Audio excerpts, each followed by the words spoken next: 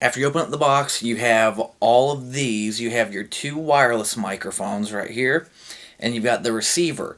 The receiver plugs into your camera by taking off the bottom piece, boom, and there's the plug-in for your camera.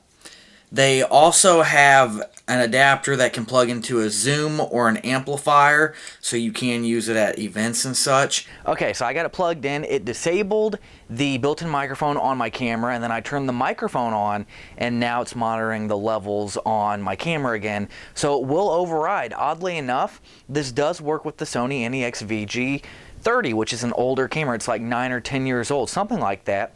I'm actually blown away because I've never had an external microphone that actually just worked out of the box without me having to go in and change a whole bunch of settings on this specific Sony model. So I am blown away by that. I'm hoping the audio sounds great. I'm assuming it does sound great. Again, this is a very, very cheap wireless microphone set, so I'm blown away by it that it actually just works right out of the box. There's no tinkering going on. I don't have to go into the settings, and with the zooms, I had to actually lower my manual audio recording levels to less than half for it to actually work. This one is just a plug and play, and I'm actually very shocked. So I might end up making these my main microphones for when I actually do film using the Sony VG30. So if you have a Sony VG30, VG50, VG90, 10 or 20, these are plug and play. I'm really, really happy, really excited. So I played back the audio and the microphones sound okay. They sound very warm.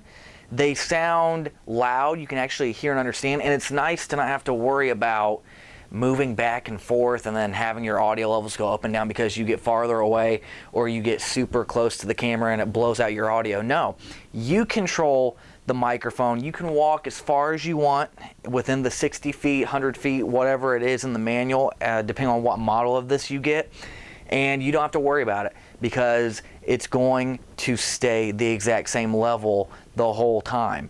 And that's a big benefit about wireless microphones, is that you don't have to worry about your distance from the camera microphone itself.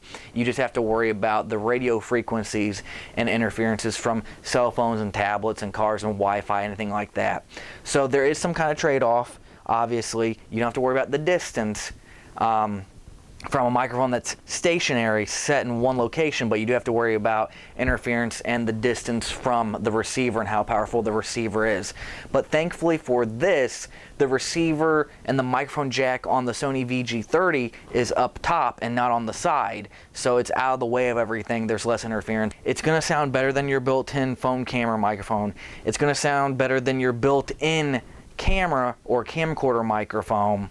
It's going to sound a lot better. It's going to make people notice a huge jump in quality. Now, I'm sure some people are going to wonder, well, what does it sound like when it's closer to your mouth? Let's see if it actually sounds even better. Now you can see that the microphone is close to my mouth. My mouth is not on it, but it's close to it. And then I'm going to talk a little bit louder. Now it's showing that I'm breaking the level sound barrier, and it's probably going to get staticky here and there. And so you do get peaking, audio peaking. I think called level breaking. I meant audio peaking if you talk too loud, and it also depends on the settings that you have your camera set to as well for clarity and noise and such. And you can clean up the noise with this, from what I heard, with a noise removal tool such as something in Adobe Premiere Pro or iMovie or Audacity, which is a free audio editing program. Anything like that, you can clean up the noise really easily, and it'll sound great, like a $500 wireless set.